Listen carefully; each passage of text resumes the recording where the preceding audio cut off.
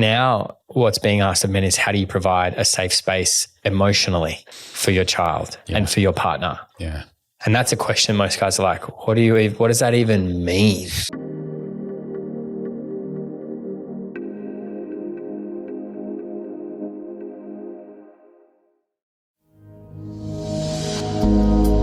G'day everyone, welcome to Finding Space. I'm your host, Alex Tyson. Guys, we have a giveaway on at the moment. Follow us on Instagram, like the giveaway post, and subscribe to the podcast on whatever platform you listen on, and go in the draw to win a pair of Sony XM4 headphones. It's a pretty good deal. They're bloody awesome headphones.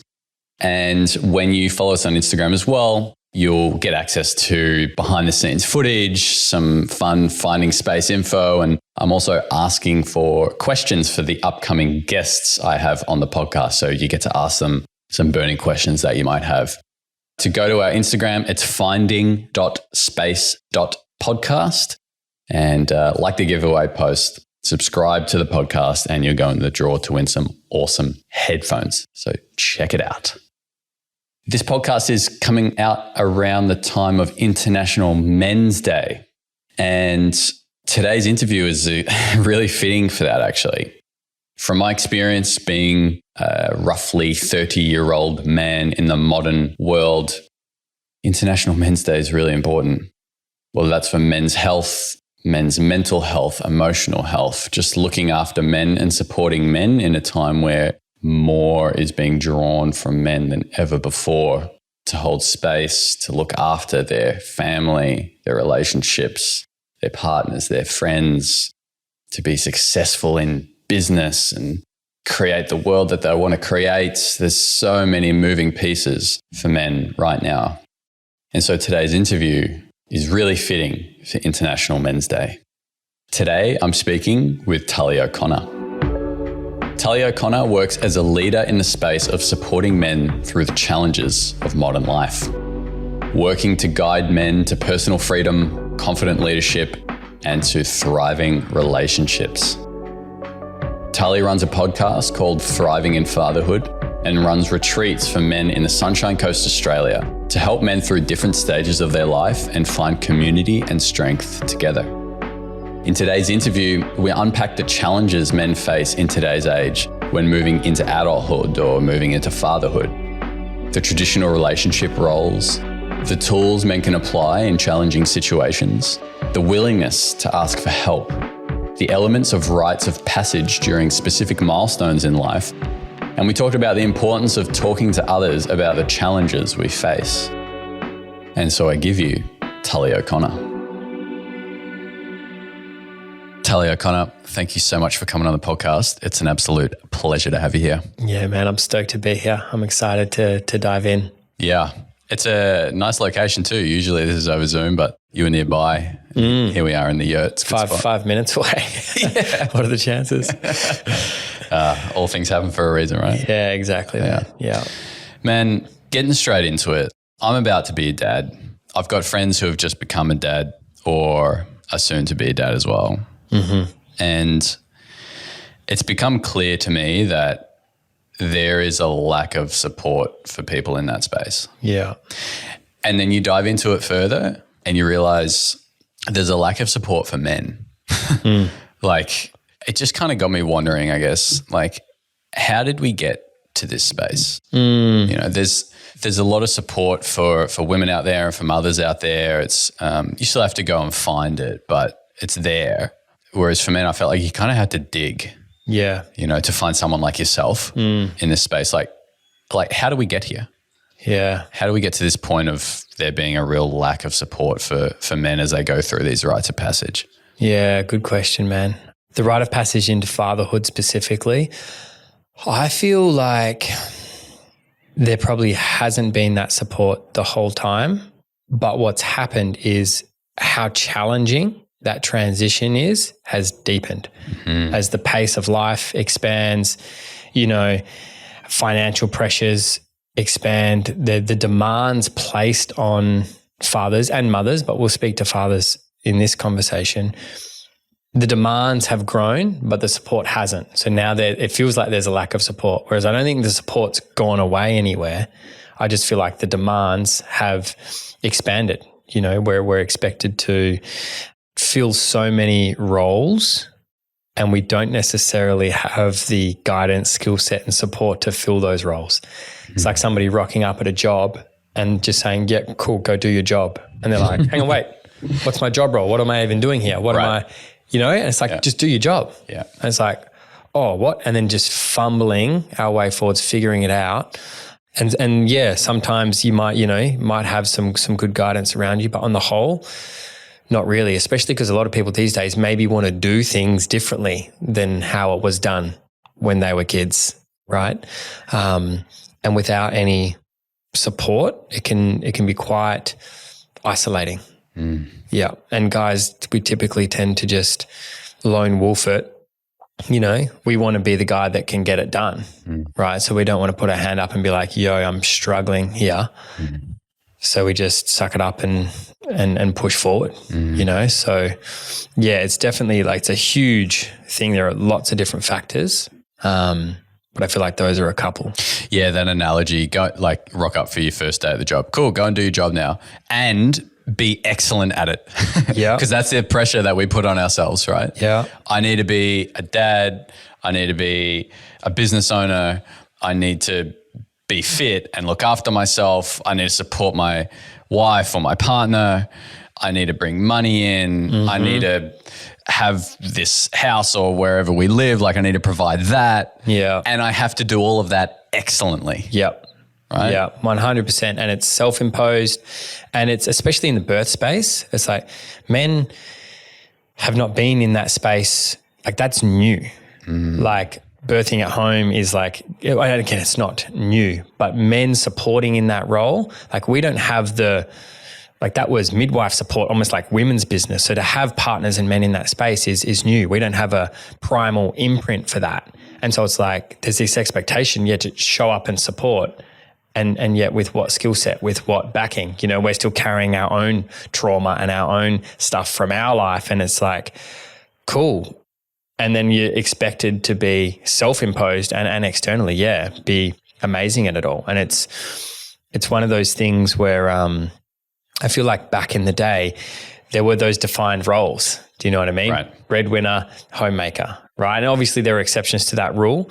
And that way of doing things has a lot of limitations, right? Because it's putting people in boxes they might not want to be in and all of that. But at least there were defined, at least there were roles. Whereas now it's kind of like, what is the role? Like, am I supposed to do it all? Like, or how do I do it? Or how do we split? Like, and it gets confusing.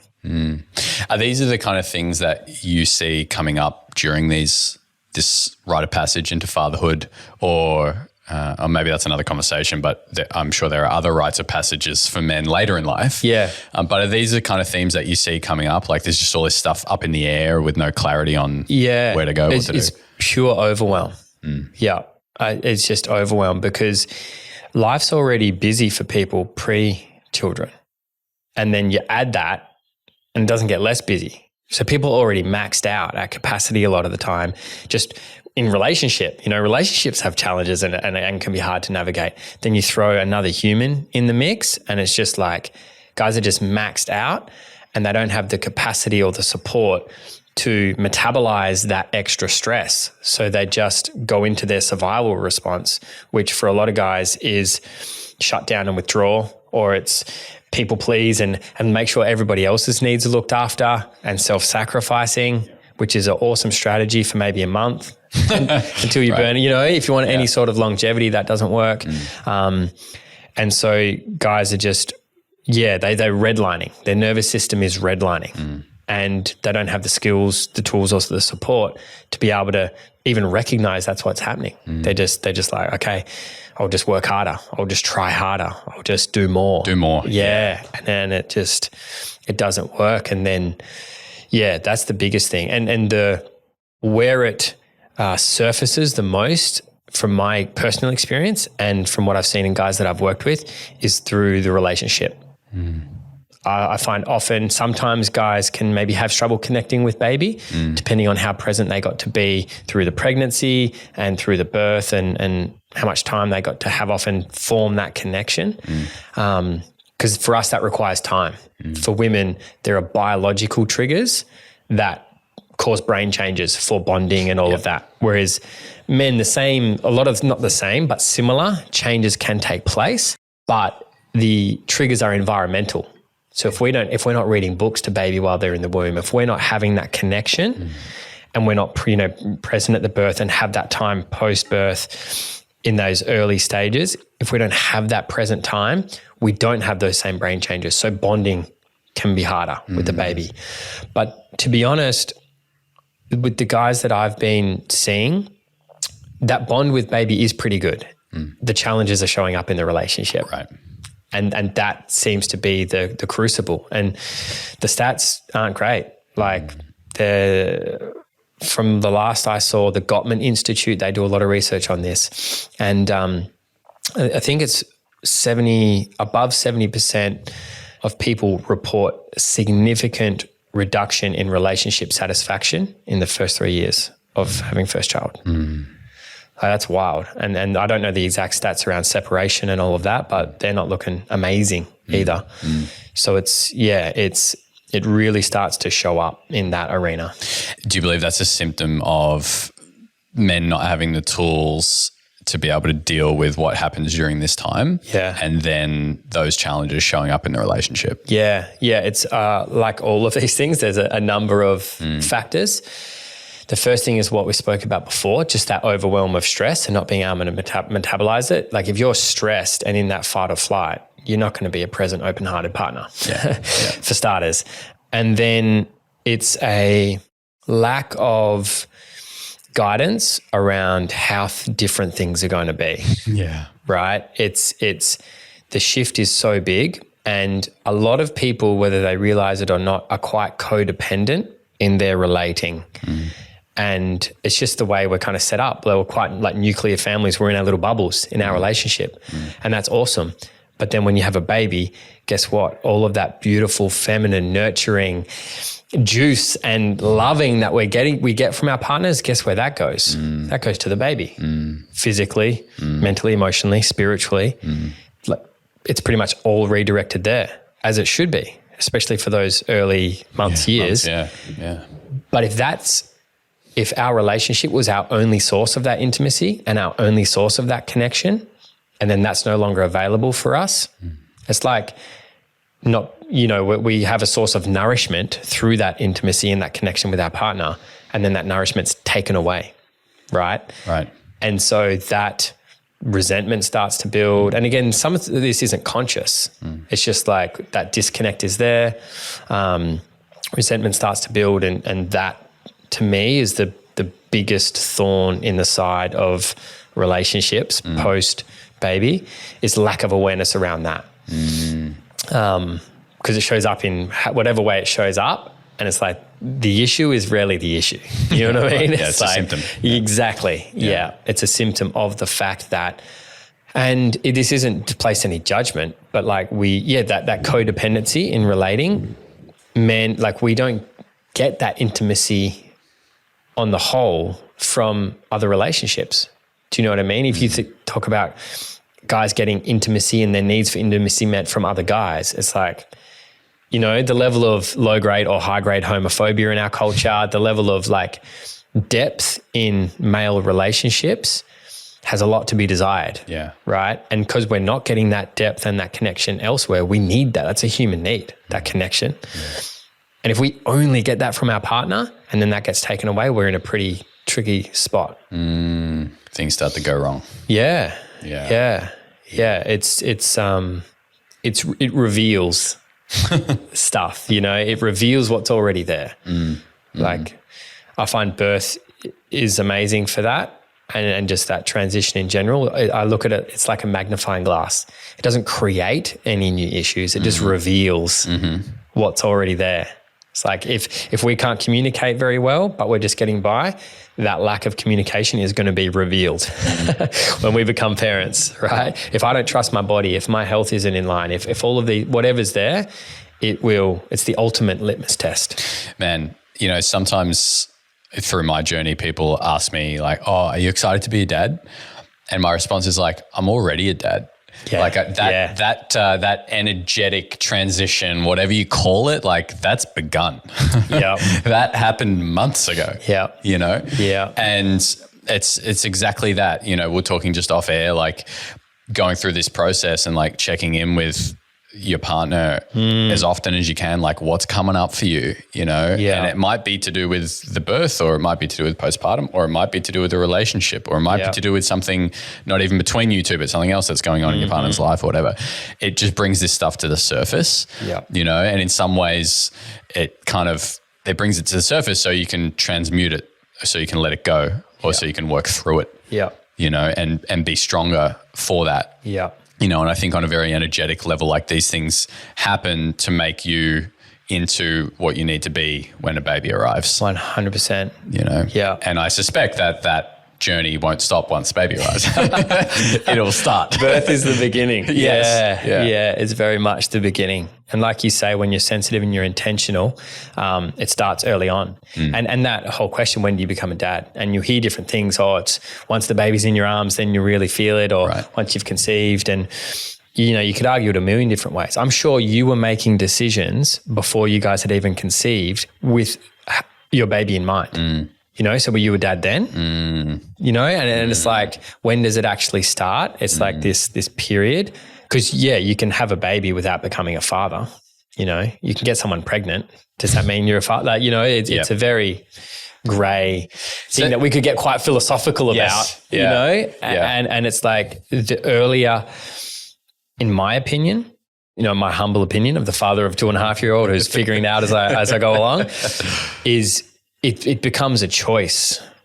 And if we choose to view it through the lens as, oh, these challenges will help us grow into who we're becoming, parenthood's a very different experience. If we view it through the lens of, I'm just going to hold on and I hope things kind of go back to the way they were before a baby, you are going to hurt. That's suffering. Yeah. And so leaning into those challenges and viewing it through the lens of growth, like that growth mindset versus a fixed mindset, that to me is the core determinant, because you're going to get put through it no matter what. But if you've got that growth mindset, everything is figure outable. If you're looking at through that lens of, okay, what's here for me? It's a lesson of life. Everything's a gift if we choose to see it. Yeah. You know, regardless of what's going on. Yeah. People dying, things falling apart, things breaking, things not working. Yeah. It's to make us stronger. There's a lesson in it all. Yeah. Don't even try and figure out what the lesson is. You know? Just be present, do your best and work through it. Yeah. You know, and know that it's happening to, you know, help you. Yeah. Easier said than done sometimes. Oh my God. So much easier said than done. It's like the best theory ever. And then when you're in it, you're like, no. Exactly. Just let it be easy. But it's kind of the other thing that just popped up for me then is having that mindset. And if you don't already have that mindset, learning to practice that mindset, because it is a practice, and then have the support in place. Because I also see guys like, okay, I'm going to read this book and I'm going to do this, and I'm still going to try and figure it out on my own, and I'm still going to try and do it on my own, but with all this growth, with all this learning, with all this new information, and that is a trap as well. So it's, especially early days, that energy does get redirected to baby and mother baby. They're one unit. You know, even once baby's born, it takes months for the baby to even recognize that it's separate from mum, right? Like that mother baby unit is the priority.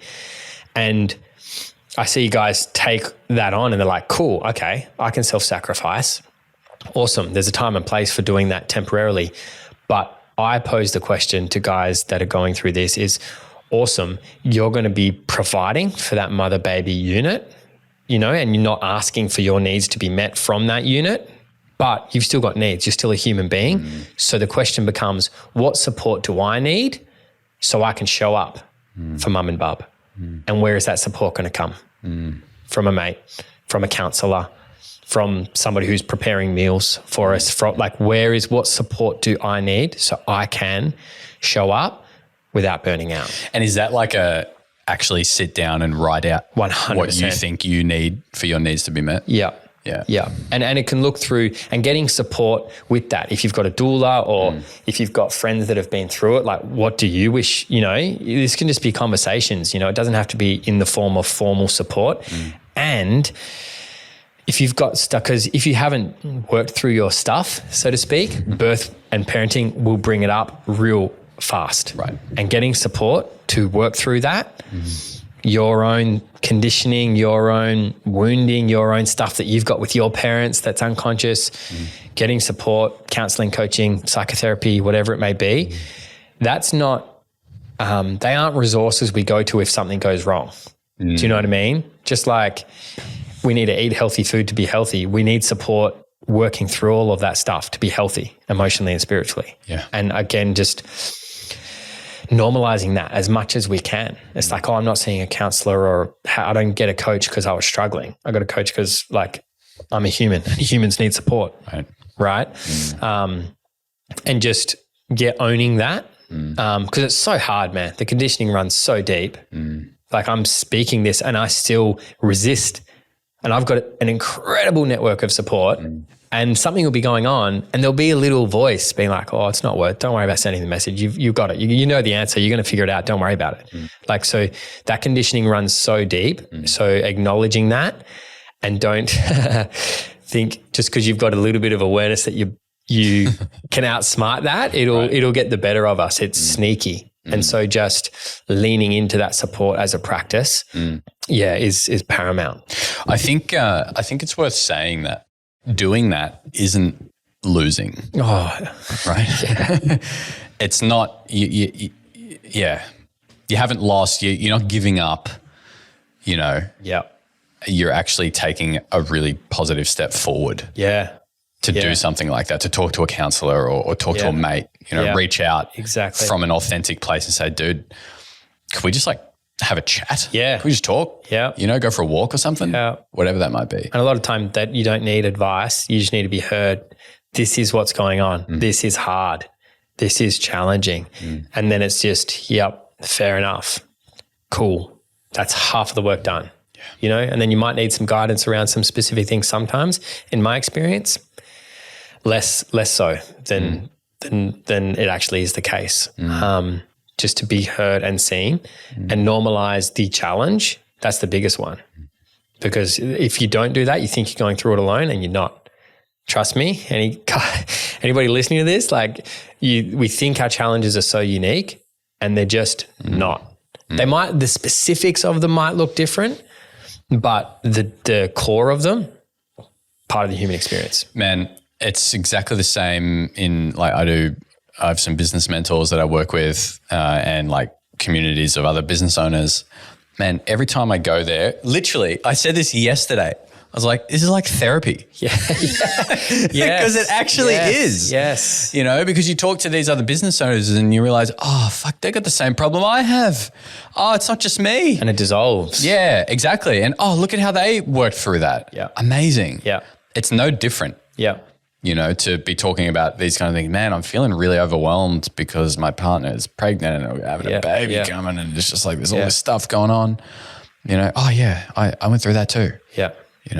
Just kind of how it played out. That's what happened. Yeah. Yeah, 100%. It's why 95% of the work I do now is group work. I don't do much one-on-one work anymore because the power of the group is significantly more than anything I can provide as one individual. Because you get a group of men together and be like, this is happening in my relationship. This is really hard. Stop that, man. Anybody else experiencing that or has experienced that? Every single hand goes up. Yep. Next challenge, same again. Every single hand goes up. Half an hour later, it's just sweet. There's actually nothing wrong. Yeah. Yes, there's challenges, but it's what we make those challenges mean about life and about ourselves more specifically. I'm wrong. I'm not being a good dad. I'm not being a good partner. And when we can just let that dissolve by being seen in it and understand that it's normal, it's half the battle. And you cannot do that in isolation. You can read all the books. You can read all the parenting books in the world. You still cannot get that. And then that's where that vulnerability comes in. And again, vulnerability, it's more just honesty. it's just being honest. Like, yes, this is hard. Yeah. I'm here. Yeah. This sucks. Yeah. Yeah. Yeah. Oh, this actually sucks. Yeah. Yeah. Cool. Like to take it a layer deeper, it gets heavy and hard at times, There's times where you have thoughts, the monkey mind can play tricks. When you're sleep deprived, when you're tired, you can be like, whoa, I don't really like my partner right now. I don't really like my child right now. And then it's like, what? How can I say I don't like this innocent being? That's just a bundle of love. It's like, oh, I'm resenting my baby right now. And I've had enough raw conversations with enough men now to know that even that is pretty universal experience. Thoughts about like, well, what would co-parenting look like? Can I eject here? Like, what would that look like? Having those thoughts is normal. But if you didn't know that and you have those thoughts, you're like, oh my God. The guilt. Oh, exactly. And then what happens with that guilt? We internalize that. We feel bad about that. And the self-sabotage and the shame spiral continues, and we just spiral. And that's,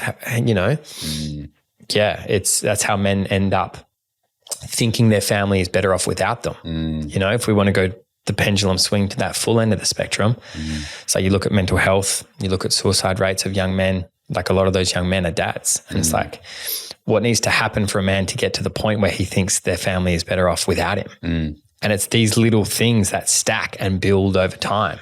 Yeah. And so it's being proactive with it is, to me, it's just such an important part of it. Because once you get in it, I don't know if you've had these experiences where you get flat or you get really down. When you're really in it, it's hard to put your hand up. And so flexing the muscle of putting your hand up early before it's too heavy, that to me is a really important part. That's some really good insight, actually. Yeah, I really like that. To your point, Bill Burr in his latest comedy special, he says some comment is like, it was about that time, once every month where I look at my wife and I think, if you just weren't in my life, I think my life would be better. Yeah. It's something like that. I haven't got the exact words. And it was just like acknowledging like that's a natural thing to think. Yeah. That doesn't mean he doesn't love his wife. That doesn't mean that he wants to be with anyone else. Yeah. But it's just this, it's this part of the ego, like this separation and, those thoughts. Yeah. And acknowledging those is, I think, healthy. Yeah. Instead of pretending like they're not there. Yeah, 100%. Like seeing, like having enough awareness to have that space from them. So you're not like, oh, I'm thinking this. It's like, no, part of you is thinking that, right? And then being able to voice it or write it down if you journal. Because for me, the key with all of that is creating space so we can see it for what it is. And there's awareness first.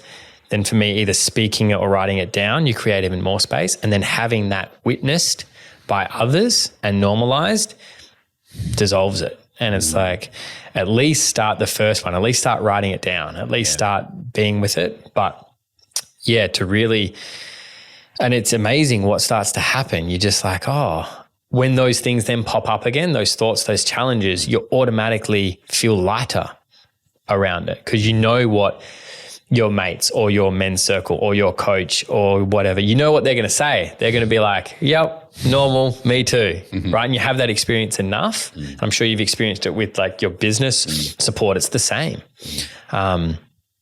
It just starts to normalize it in our system, normalize those challenges in our system. And yeah, like going back to what you said about getting that support, not meaning that you've lost. I like to view fatherhood, parenthood in general, but fatherhood as if it's a sport and you want to be like a high performer. Name me one athlete who got to the top of their game or who even was good, who didn't have coaches and support the whole time. To think we can do it without that is ridiculous. But for some reason we do. It's like, oh, I need support with my finances. Probably going to get an accountant. Yeah, cool. I need some support with business. Probably going to get a business coach. Need some support with my nutrition. Might go speak to a nutritionist. Need some support with my experience of fatherhood or my relationship. I'm probably just going to sit on that one. I'm probably just going to figure that one out on my own, because it's the most important part of my life. Why would I get support around it? Like I don't know. I guess because it's vulnerable guys resist it. But when you actually start to see it for what it is, it's crazy to think about it like that. It's crazy, man. Like, what is the conditioning that's gotten us to think in that way? Like what is it that in that moment we think, oh yeah, I can handle this? Yeah. I think there's a few things. Our individual conditioning around relationship and what we saw modeled for us. And more often than not, we either saw no fighting or disagreements because it all happened behind the scenes. Right. So our view of parenthood, if our parents are together and that is a successful relationship for us, which for many people it isn't, but if it is, we unconsciously, if we didn't see any conflict, then unconsciously our map of relationships is good relationships don't have conflict. It's like a utopia vision. Yep. And then Hollywood and Instagram and all of that reinforces that belief we already have deep down based on what we downloaded, so to speak, from our parents. And so our conditioning around relationship often isn't necessarily the most conducive to building a thriving relationship in this day and age. And then you combine that just with our cultural, everybody's got their highlight reel on the front, so we're comparing to that, right? And so there's that. And then there's just it might be there for women as well, but especially for men, that lone wolf, like if you're a man, if you have your shit sorted out, right? And why don't you have it sorted out right now? Yeah. And so it's like that willingness to put a hand up and be like, I'm struggling at being a partner right now. Or there's just a deep resistance to it because of what we make that mean. Yeah. It runs deep. Yeah, it runs really deep. And that's why it's, there's been talk around mental health and mental health for men specifically for years and years and years and years and years now. That conversation isn't new, but the progress is slow because of how multifactorial and how deep it runs.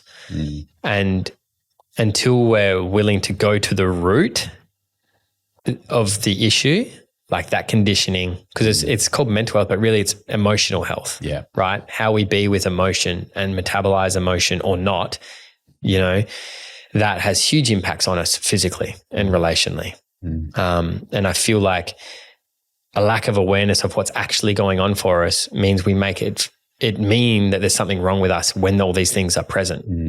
And that causes the resistance to reach out for help or support. This episode is brought to you by Found Space, Australia and New Zealand's premium infrared sauna company. Ready to sauna? Ready to take your health to a higher level? Make your home a place of wellness with Found Space. Visit foundspace.com.au or foundspace.co.nz to learn more. Man, let's back up a sec. So my dad had his first child and he was 21.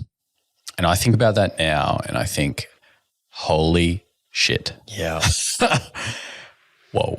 Yeah. I'm 29 and feeling like it's a good time. But if you asked me even 18 months ago, I would have said, I'm not too sure yet. Yep. If you asked me 5 years ago, I would have just laughed. Yeah. But do you think that perhaps, although that's still very early in that journey into fatherhood, that perhaps, that was 60 years ago. You said at the start that it was a different world back then. Do you think that these challenges would have still been coming up, perhaps not as much in that space? Yeah, good question. I feel like it was simpler, not necessarily easier. Yeah, and the challenges would have been different. And this is me speaking from, to be honest, assumptions. Yeah. But I feel like things were simpler. And this is something I've spoken to my parents about. It's like there were lots of challenges, but it was simpler. Like not only did social media not exist, like phones didn't exist. Do you know what I mean? Hallelujah. It was simpler, but it was hard. It was still hard. So the challenges were just different. And I feel like things have shifted in terms of what needs providing like our dads were maybe like, okay, I'm having a child. What do I need to do? Provide a roof over our head, make sure they're fed. Like, that's what I'm going to do. And I'm going to go and do it. Right. And my dad, for example, he came from quite a poor family and worked his ass off. So that wasn't our experience growing up. Do you know what I mean? And so I feel like, it would have just been different then. Whereas now I feel like the challenges are more emotional and spiritual that actually express as mental and physical issues. But, now what's being asked of men is, how do you provide a safe space emotionally for your child and for your partner? Yeah. And that's a question most guys are like, what does that even mean? Do you know? Yeah. And that requires, doing that inner work and exploring our own emotional landscape, which is foreign and hard and scary but it's what's being called from us. Our partners are desiring that. Our kids are desiring that. So I feel like they would have definitely had their own challenges, and in comparison, silly at the best of times. But it's, I feel like there can be judgment of previous generations because they maybe didn't have the same level of emotional awareness or whatever. And they were still fighting their own battles. Do you know what I mean? And they were still breaking generational cycles, but in their own way. Yeah, totally. Yeah. And and I definitely used to have, I longed for more maybe emotional and spiritual guidance. And my dad was breaking cycles in his own way. He came from poverty, and then my experience was not even close to that, which gave me the platform to then go and explore everything I'm exploring. Do you know what I mean? Yeah. So it's the comparison game is a tricky one to play at the best of times. But I think that context is important and helpful. And it's like the quote from Fight Club, and I'm going to butcher it, but he speaks to the fact that, our great war is a spiritual war, and that's I think there's this resistance to that. I didn't, have spiritual practices growing up or anything like that. But I feel like when we can lean into that a little bit and not make it mean anything, especially for guys, there can be a resistance to that, the spiritual, emotional stuff. It's like, oh, that's women's stuff. Yeah, And when we can just remove the dogma around what it needs to look like, opening up to that, I feel like, just opens up a lot of doors for guys. What are some of the signs and the tells that you see that you could perhaps share a few for someone who maybe hasn't really thought about what we're talking about right now, but maybe felt it? Like, what are some things that come up for people that might suggest that would benefit from talking to someone? Yeah. The first one that'll be most obvious is defensiveness and reactivity. Like, if you find yourself getting defensive in your relationship, the relationship is normally the catalyst. But if you find yourself getting defensive or reactive, that's a red flag. I was going to say yellow flag, but no, that's a red flag. That's like, especially consistently, that's I need support. So that would be the first one.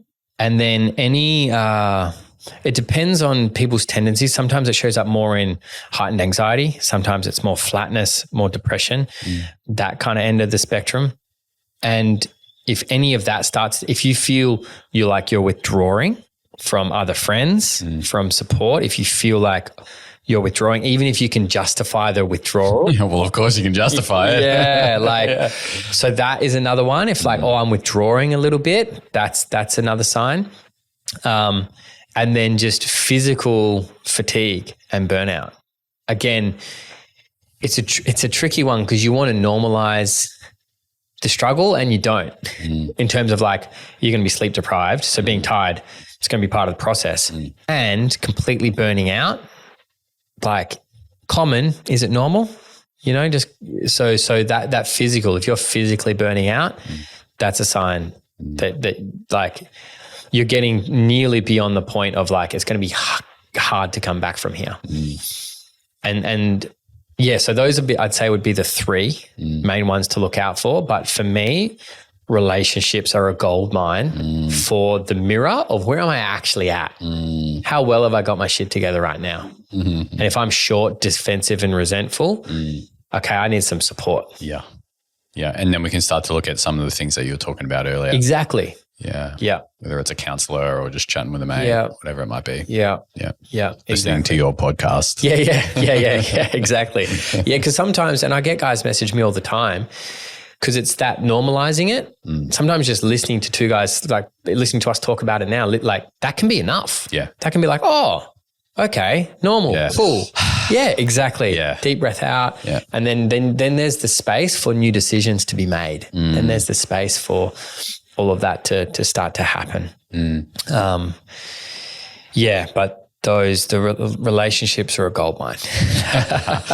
Man, just recently I was at a permaculture course, a permaculture design course, and I hadn't met anyone there, obviously, before. Rocked up, 20 people there.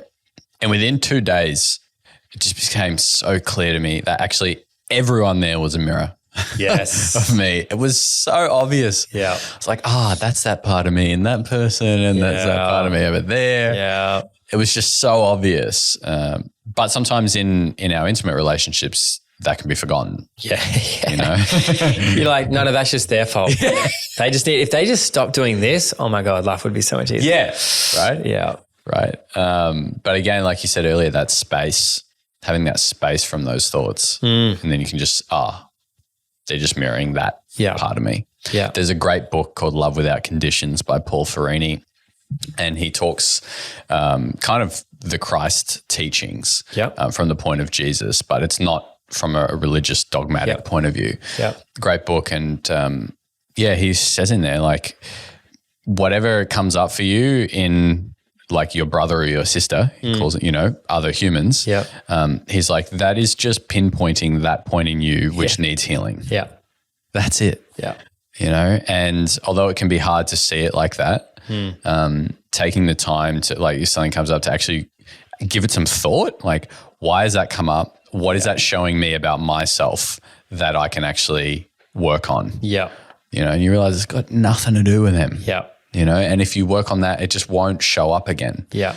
Even like I find the way that, like, if I bring a certain energy into a day, I get that energy back. Yeah. You know what I mean? Yeah. And kids are a ridiculously sensitive mirror for that. Right. Yeah. So there you go. The pressure cooker. Oh man. Yeah. And it's because I love that teaching, that philosophy. Are you familiar with John Demartini? I heard of him. So he speaks to this a lot, like triggers and reflections.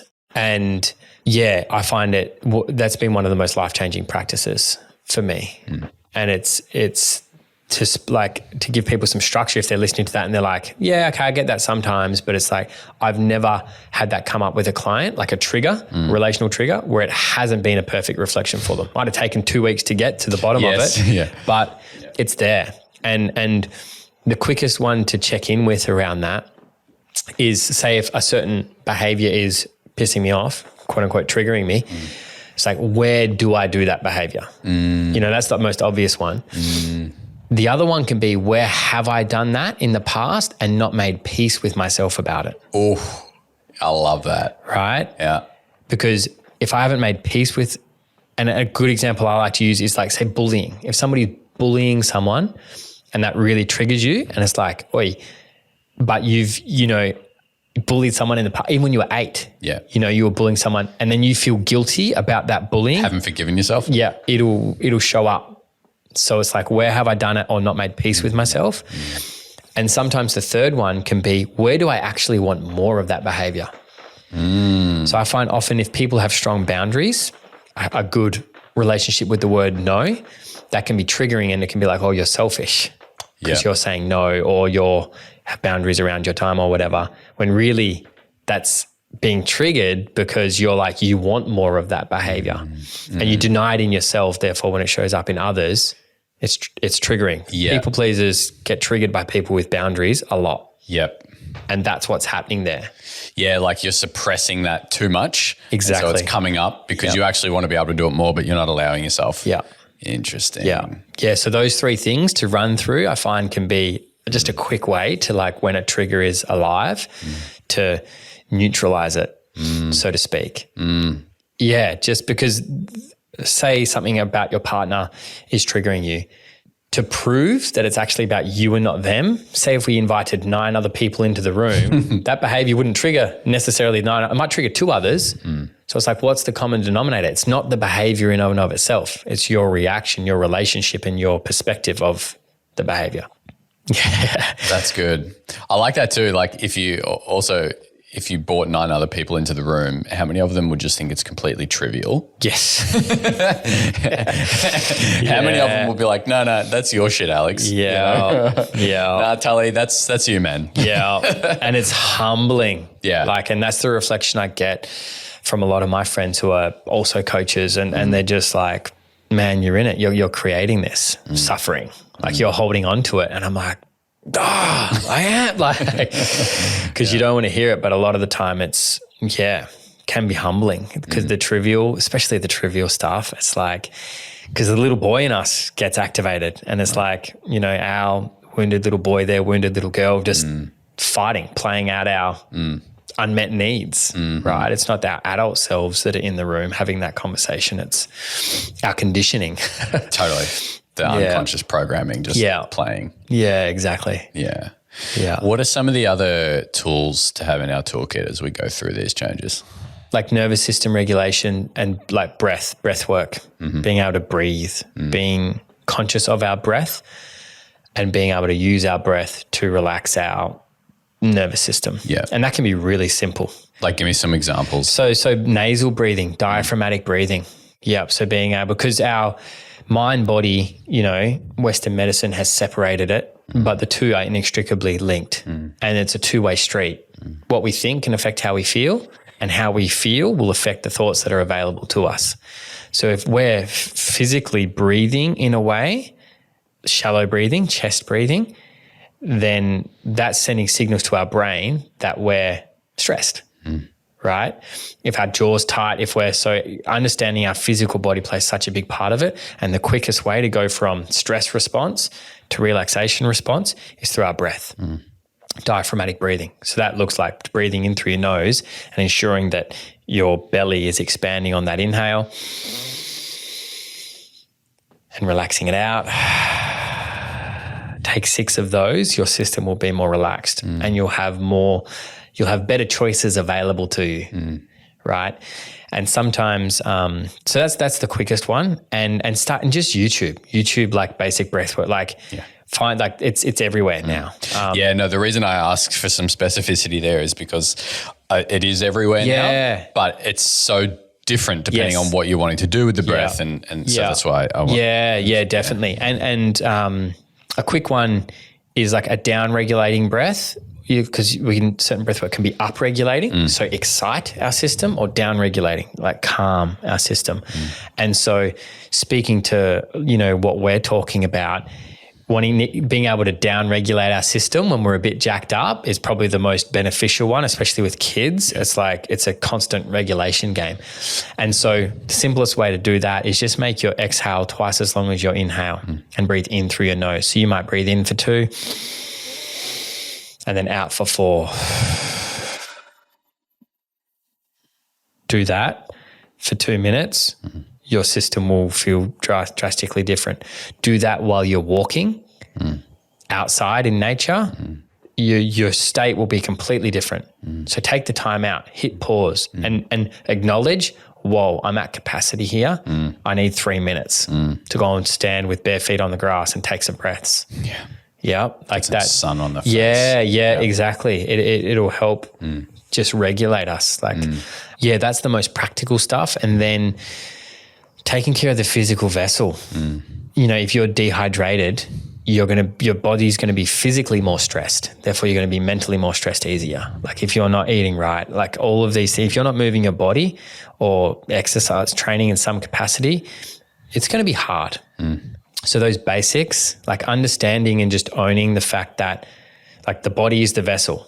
For me to be a partner, to be a father, to be a provider, my physical body is the vessel for me to do that. So how I look after that physical body that gives me my capacity. So any practices that you have that, nourish your physical body, prioritize them. And it can look different, especially, early days of parenthood, like time scarcity is legit, right? And so it might not look like your hour-long gym session, but can it be a 20-minute walk? I fell in love with walking since I became a dad. Like I did that 75 hard challenge. I don't know if you've heard of that. So it's like a 75-day challenge where you do 2 exercise sessions a day that are 45 minutes long. You drink a certain amount of water. It's it's gnarly. Right. And I just did it. I just wanted to see if I could do it. Yeah. But one of those exercise sessions every day for me was a power walk. And I'm like, I actually got more from that than the hard training sessions, right? Because I was stressed and tired. So if you're smashing your physical system when you're like that, it may not actually have the same benefits, right? If you're not getting the recovery, if you're not sleeping, don't train super hard. But walking in nature that you can do with, that's a game changer. So that is a practice, which sounds super trivial and simple, for me has been the biggest game changer. So yeah, all those basic ones, but the breath and then taking care of the physical, and then the practice of either journaling, or like a lot of guys can have a resistance to that, but separating yourself from your thoughts, and then the practice of sharing that either with your partner or with a mate or whatever it may be. And that doesn't have to be in a formal way. Go for a surf with a mate and talk about the challenges of the week. It might be going for a run with whatever it might be. It doesn't have to be like sitting in a circle with other dudes. That's epic. And I encourage that too. But if that's not accessible, find a way. Yeah. Yeah. It's putting your hand up, kind of like we said earlier. Yeah. If something's going on, put your hand up. I need help. Write it down. Yeah. Share it. Yeah. In some way, shape or form. And look at it like a skill. Like this is a practice. This is a skill I'm building. Feels uncomfortable. I'm not very good at it. I don't really know what to say. Cool. It's a skill you haven't practiced. Like looking at through the lens of skill acquisition, I find can open a lot of guys up to it. Because cool, it makes sense. Cool, I'm going to learn new skills. It's like training for a game. Yeah, exactly. Yeah. So that would be probably my go-tos. Yeah, cool. Okay. I put out that I was going to be interviewing you, and someone sent a question through, which I want to ask you. Going through this rite of passage into fatherhood, what is one thing that the person going through that would benefit from letting go of? Awesome question. There's so much.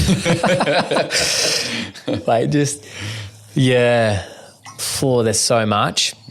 Letting go of the lone wolf mentality, letting go of thinking you have to do it on your own, to me would easily be the biggest one. Because once we do that, we open up to support. Once we've got support, everything is figure-outable. And it might be clumsy and all of that, but you're on. So that would be one. The other one would be pain. Like a lot of humans, and men specifically, carry a lot of pain, a lot of grief, a lot of hurt. Guilt. Yep, guilt, like a lot of stuff.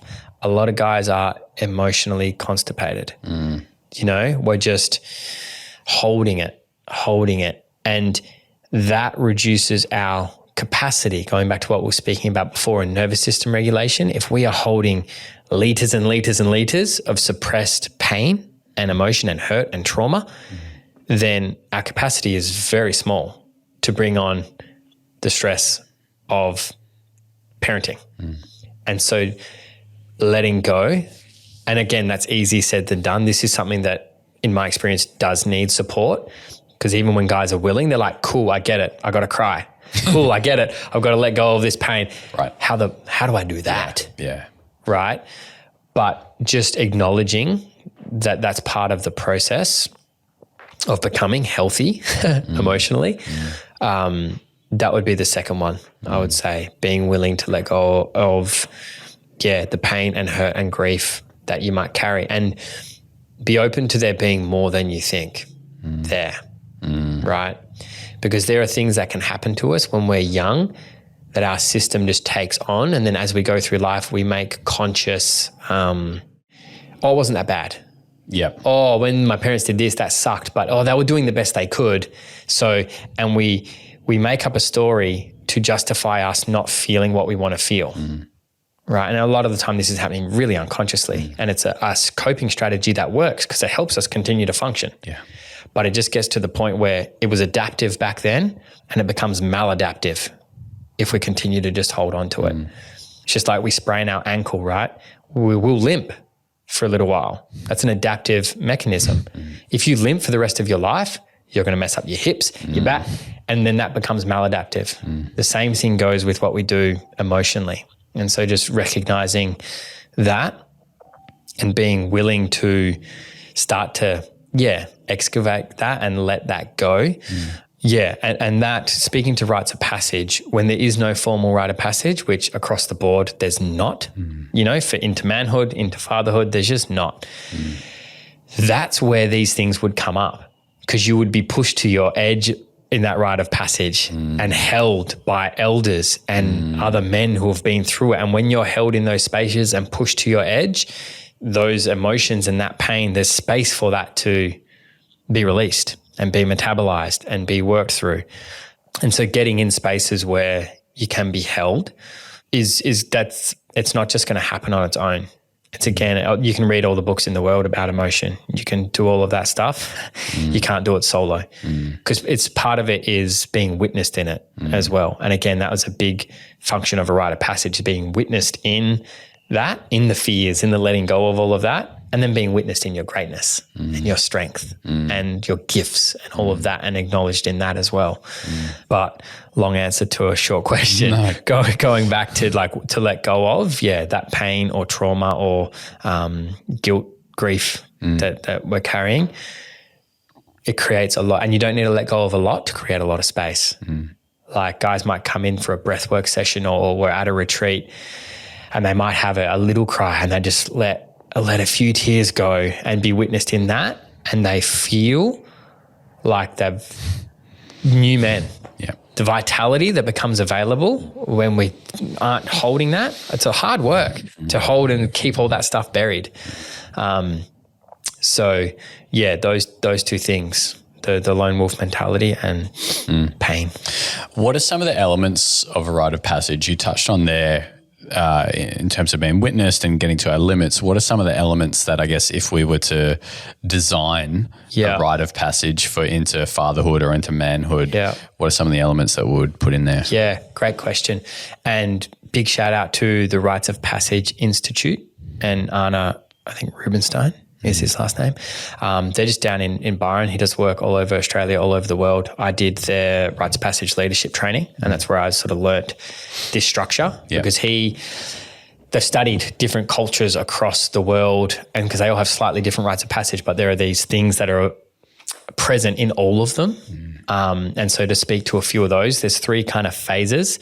There's separation, so separating from your community, being sent out into the wilderness or whatever it may be, like separation, and especially from boy to man, it's separation from the mother. Like that is a big part of it, that ceremonial separation, because there are a lot of boys in men's bodies that still have these unconscious energetic links to mum, right? And then that feeds into relationship and whole nother podcast probably. Yeah. But that separation is the first point. And then there's the transformation. So there's different aspects to the transformation. Part of that is the sharing of stories. And that's a really underestimated part, but just sitting around the fire, sharing stories of what it means to be a man, what it means to be a father, sharing stories of challenges about fatherhood. So the sharing of stories, connecting with the vision.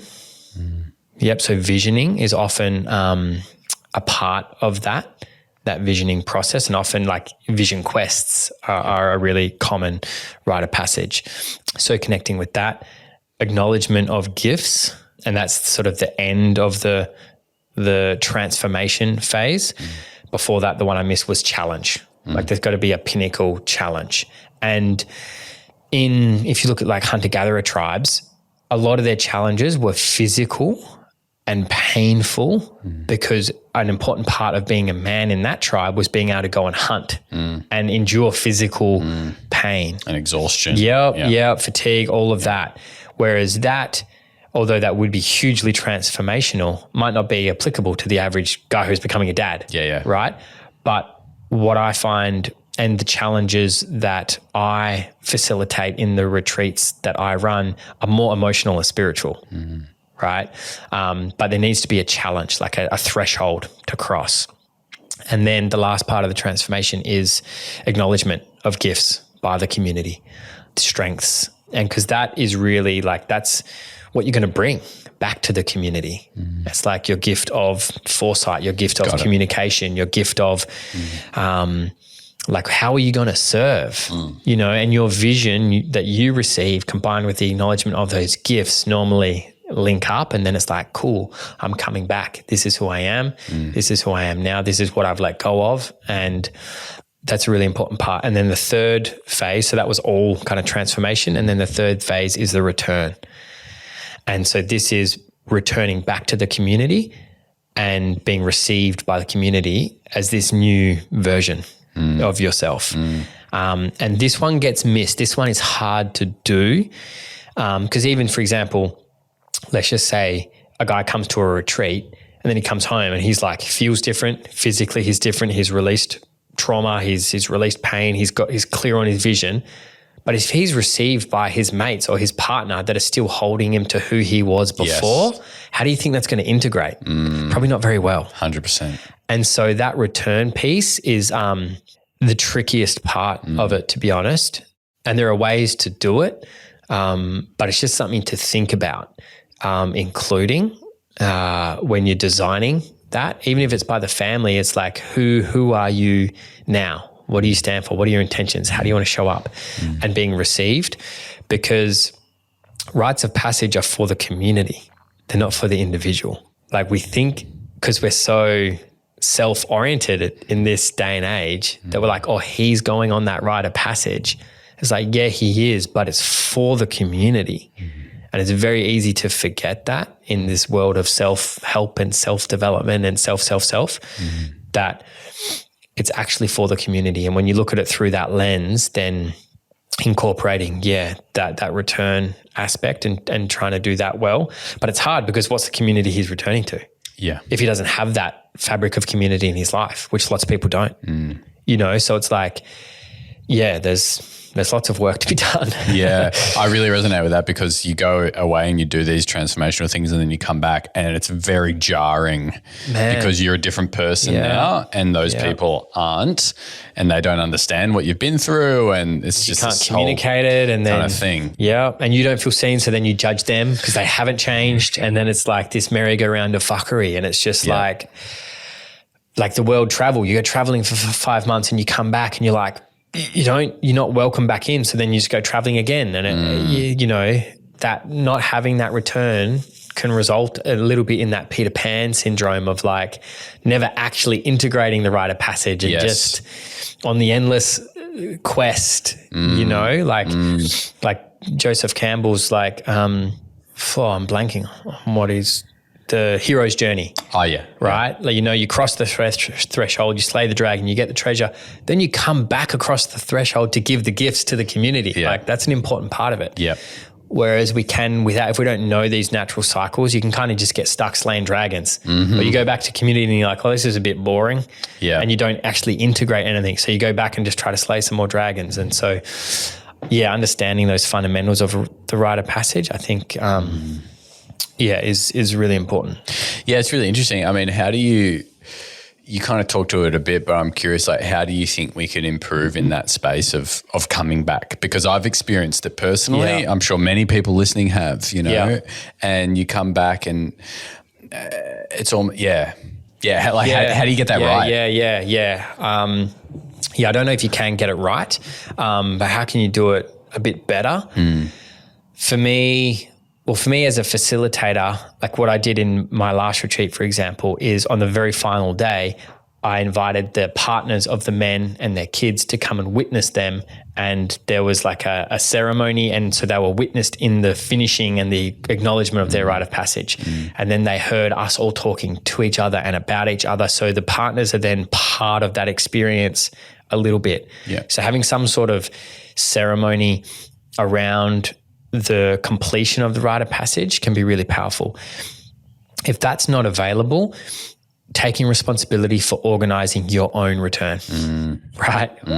And so that can look like inviting your nearest and dearest. And it might look like, because you would only want to do this with like your values aligned crew, right? So that might be your partner and 2 mates. Yeah. You know, it might be your parents may be there. Your parents may not be there, if you know what I mean. Like, so that can look however it needs to look in that respect. But then inviting people in, and it might be just having a dinner and you sharing stories about your rite of passage. Yep, sharing stories, sharing what did you let go of? What vision have you connected with? What clarity do you have? What qualities are you committed to embodying in this next phase of life that you are transitioning into? So that you can be held to that, you know, lovingly, not in a way that's like, oi. Yeah. You said you were going to do this. Yeah. It didn't work. Nothing's changed. It's all the same. Like all that, like not with that, but just to share, this is where I've been. This is what it was. This is what I've let go of. This is my intention moving forward. And I would love to be held to that and witnessed in that by you, which can be a vulnerable thing to do, you know, and that's why I say just nearest and dearest. You only want to bring people into that you trust and that you know have got your back. Yeah, people are going to vote your victory. Yeah, exactly. So that's what I would suggest for that. And then the other thing is be willing to build a new community. And that's something I work really hard to do, is help keep guys connected that come through, right? And you don't want to sever off completely from your old community, because then you can just create this new bubble, right? And because you want to integrate it as much as you can. But along the journey, because you don't go through a rite of passage on your own. That's usually done in a group setting. Sometimes it's on your own, but often in a group setting. And just staying connected with men that are speaking the same language. Yep. You know, like, and be willing to build those new connections. And that can be a vulnerable thing to do, to be like, hey, do you want to be friends? Do you know what I mean? And it's like, once you go through an experience like that, that doesn't even need to be asked, because connection is about like depth, not time. Do you know what I mean? Totally. Like, I have guys 3 weeks into a group program feel more connected to the men in the program than for people they've been friends with for 10 years. Yeah. Because time is irrelevant. You know, when we share those experiences, that creates connection. When you say depth is more important than time, I really like that. And one of the things I think about that leads to depth is adversity, going through adversity. Yep. What else would you say can lead to depth? Like resonance, shared values. For example, like we just met today, but I feel a depth of connection with you already. Yeah. Do you know what I mean? So I feel like a shared value or resonance. Sometimes you just meet those people and you're like, we're on. Yeah. You know, so those would be the same things. And then shared vision. When there's this feeling of like, we're wanting to create the same thing, that co-creation can really create a depth as well. Nothing quite does it like adversity though. Yeah. You know, and think about it in terms of the intimate relationship. How many times have you gone through a tough spot in your relationship and it's hard, and then you come out the other side and you're like, we are unbreakable. Yeah. You know, it's like there's just something about it. So doing that. And then, I feel like the vision thing, like what are we building? Because if we're building the same thing, it's like, so having the courage to share your vision, because so many people have similar visions of what they want to create for their lifestyles, for their families, for their community. But just so many people just keep it into their chest, right? So like writing it down and being willing to share that opens up the space for so much connection. Yeah, I love that. Yeah, that's really nice.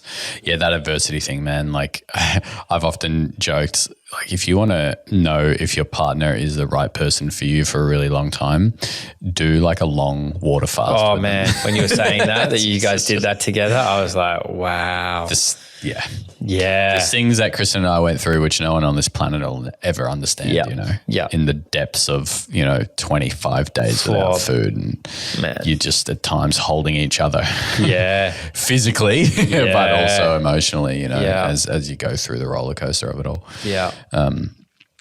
Okay, cool. We're getting close to our time. I had one more question I'm curious to hear your thoughts on. So there's the rite of passage into manhood, this rite of passage into fatherhood, what exists beyond that? What other rites of passage? You talked about some of the work done by those guys earlier, and what are some of the other rites of passage that we should be prepared for, I guess, to go through in our lives? Great question. So the two that I'll speak to are first a birth and death. Yep. So they're rites of passage that, like we were speaking to off air, the birth one definitely has, in general, a lot to be desired in terms of how well we do that as a society, and death even more so. Like we are not good at death, right?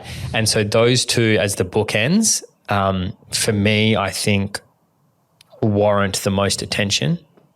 And then and it's different, and I'd say it would be different for men and women, because women have that biological shift, like into menopause. Yeah. So there's like lots of, and guys do as well. Their biology changes as they age, but it's not as it's like a switch. Pivotal. Yeah. Yep. But that's kind of like into that crone or elder energy.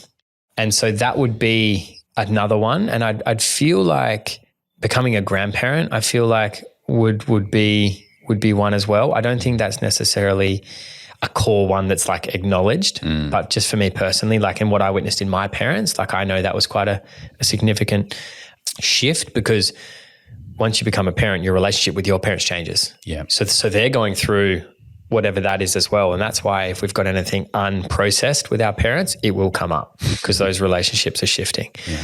So they're the ones I would say that transition into elderhood, which we just, again, don't have. We don't have, and we have age phobia in our society, not respect for our elders. Yeah. So that one would be one that's worth, like, again, preparing for or being willing to acknowledge. But in terms of what age and stuff, like I couldn't really say the specifics on that, because we don't have it in a structured way. It looks so different. So I've had guys come to retreats that are 40 that are going through their into manhood rite of passage. And it's not marketed that way. And I'm not saying this is your transition into manhood, but that's the experience that they have. Yeah, when they start to connect with that stuff, they're like, whoa, I'm still carrying this boy psychology around wanting my partner to do all this stuff for me. Holy like I'm 45 years old. Yeah. Whoa. Yeah. So it's like the age thing is less relevant, right? It's more like what have you, and that's why you can have, if somebody does go through these rite of passages as they're supposed to, you'll speak to a 24-year-old who feels like he carries the wisdom of a 40-year-old. Yeah. Do you know what I mean? Like the age is not completely irrelevant,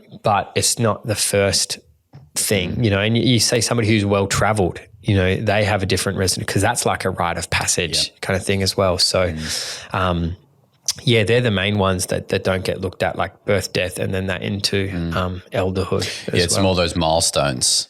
Nothing, not really as much to do with age. Yeah. I really resonate with that. I realized even the last 12 months how often when I meet people, I ask them how old they are. Yeah. And recently I've just been like, I don't need to ask that. Yeah. I don't need to ask it. It's kind of irrelevant. You know? It's that resonance and their life experience. Nothing to do with how old they are. Yeah. I speak to people who are in their late teens and I'm like, oh, you've got some wisdom. Yeah. 100%. And when we're open to it, like you said, how you had that experience where everyone was a mirror for you at that permaculture, that's life. Often those experiences are a little like pressure cookers kind of thing, but like life is that, like, when we can be open to it, there's lessons everywhere in people, regardless of age or whatever it may be. To wrap up, man, for someone going through these moments in life, and we've kind of already covered them, but 3 things that they can do real quick to just support themselves better. The first thing is acknowledge themselves, because they're probably doing a way better job than they realize. Like wherever you're at, whatever you're doing a good job. Trust me, humaning is hard and you're doing a good job. Like, so that self-acknowledgement is the first one. Acknowledge the other people that are going through it with you. Your partner, you're speaking specifically to fatherhood, parenthood, your partner's doing a really, really good job as well. And sometimes when you're in it, you know, there can be resentments or judgments coming up, but just take a step back, acknowledge them and see what happens. Things will get better. And then the last one, which has been a bit of a theme, you know, ask yourself the question, what support would I need to thrive? And sometimes when you're in the depths of a challenge, the thought of thriving feels like it can be far away, you know, but that's what, like, my podcast is called Thriving in Fatherhood. And it's not that I think I'm doing it all the time, but that's the direction we're heading. And if we want to head there, what support do I need on all levels? And let that question guide decisions that you make. Beautiful. Tully, if people want to find out more about you, where can they find you? Instagram, I'm at Tully O'Connor. My website is tullyo'connor.com, and I've got the Thriving in Fatherhood podcast. So that's on Apple, Spotify, all of that. Check that podcast out. Yeah. There is some good stuff on there. Yeah. Thanks so much for coming on, man. It's been an absolute pleasure. Thanks for having me, man. I've really enjoyed this conversation. I'm super excited for you. The next couple of months are going to be, magic. Thanks, brother. Yeah. I'll talk to you soon. Cheers, man. Cheers, dude. If you're enjoying the podcast, please leave a review and subscribe to stay up to date with the latest episodes.